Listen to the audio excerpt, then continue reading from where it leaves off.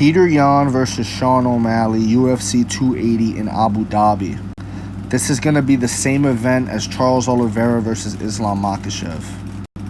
When I heard this news, I was shocked. Now granted, it could be trolling because Sean announced it himself.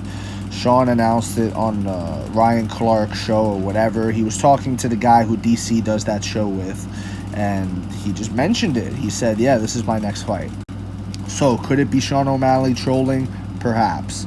Could it be official news? Perhaps. I'm going to treat it as official news, though. My mind is blown.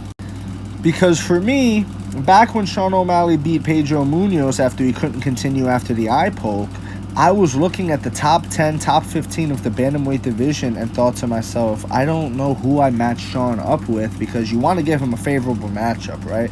He's the UFC star. You want to turn him into a star. You want to promote the kid. You want to give him favorable matchups and build him up. So I ended up looking at the rankings, put my UFC matchmaker hat on, and tried to see what I could come up with. And I came up with Frankie Edgar and Rob Font.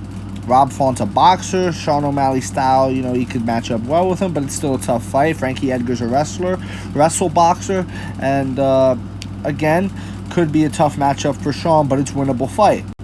I never even look down Petr Yan's road, because in my mind, in my opinion, when I see these two, I think Petr Yan steamrolls him. I think Petr Yan exposes Sean O'Malley, so to speak. So for the UFC to have this much faith in Sean O'Malley, to throw him out there and, you know, go ahead, sink or swim, kid, you know, it's a pretty big statement. Let's talk about the advantages of the fight. The only advantages that Sean O'Malley has is the length, the reach, the height, things like that. But are those even really advantages? Like, it all depends on how you use them. Petr Yan could get inside and, you know, negate that reach right away. Like, we don't know. In terms of who's a better boxer, I'm going to say Petr Yan. Petr Yan, arguably one of the best boxers in the whole sport of MMA. On the ground, I don't know that O'Malley has an advantage on the ground or not. Like, there's so many questions to Sean O'Malley's game still.